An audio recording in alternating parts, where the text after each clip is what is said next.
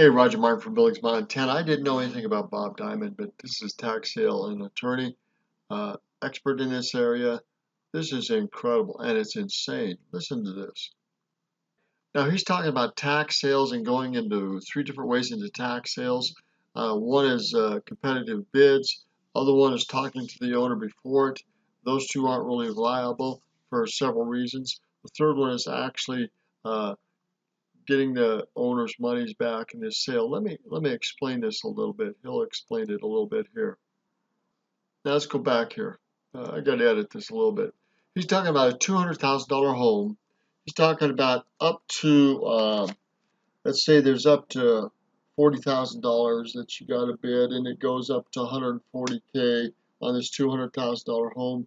So let's say it's anyhow, there's an extra 100,000 in there. And so what happens to that money? The money keeps, government keeps quiet, but if the owners ask for that money, they have a right back to it.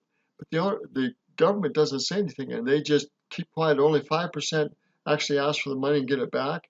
Government keeps the rest of that. That means the principal amount of the taxes is going to be $6,000 a year times 4 years, $24,000. Let's add some penalties and interest in there. Let's make it all the way up to $40,000, including penalties and interest. So the person owes $40,000 in taxes, doesn't pay the taxes, the property goes to tax sale. Well, tax sale bidding, as I talked about earlier, is competitive. Typically, the houses sell for 70 or 80% of retail. Sometimes they even go up to even full retail value. So let's say, for sake of example, our house sells at tax sale for 70% of retail value, which is a good deal for the bidder. They're going to buy a $200,000 house for $140,000, 70% of retail. It's a pretty good deal. But think about this. The government just collected $140,000 at the tax sale. The taxes that were owed, including penalties and interest, well, those were only $40,000. So the question is, what happens to that extra money? Well, what happens to the extra money, meaning the extra $100,000 that was collected over and above the taxes? The people who used to own the house, the former owner, is entitled to recover and reclaim that money. And do you understand what I'm saying? He talks about a $200,000 home. They only award 40,000 on taxes and penalties and stuff. The bid was up to 140,000. And the government only has a right to the 40,000. You understand what I'm saying? The government only has a right to the 40,000, but the government shuts up. They don't say anything to the owner. The owner has a right to say, I want that $100,000 that you just got from this bidder. You have a right to 40,000, but I have a right to that 100,000. And because the government doesn't say anything, doesn't do their due diligence, isn't just or right, the owner loses out on $100,000. Do you understand what I'm saying? This is insane and it's criminal. This makes sense to you, doesn't it? Because think about it. If your house is sold because you didn't pay $40,000 in taxes, the government collects $140,000 at the tax sale. Shouldn't you really get that extra money? Of course you should. The problem is that the government doesn't help people. When that money is unclaimed, here's the problem. The government gets to keep the money and they get to keep it forever. So the states vary by state by state. It could be up to 3 to 5 years that if they don't say anything, the government finally gets this. The government takes this money because they don't help people. And the owner should, by rights, get that extra $100,000.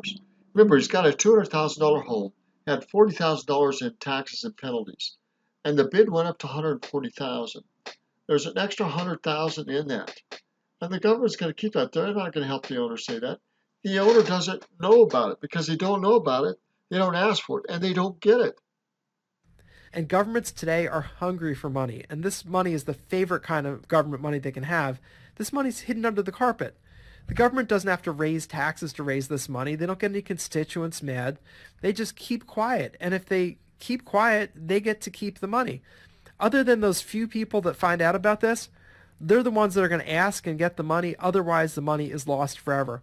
And when I did a study of this market, I saw that in a given year, typically 5% of the people come and ask for their money back.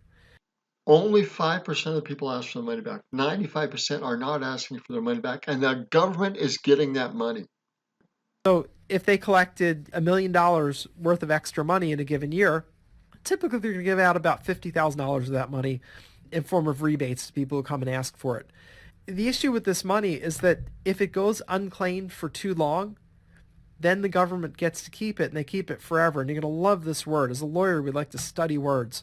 And the official word for this, you're going to write this down, the word is escheat, Escheat.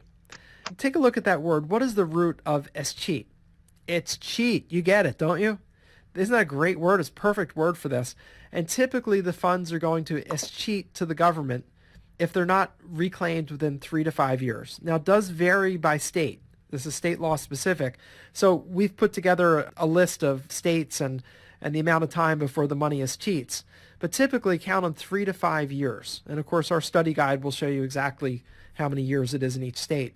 But think about that. So if in a given year 5% of the people get their money back, and the money stays there from anywhere from 3 to 5 years, that means the vast majority of that money is never given back. Instead, it's kept by the government.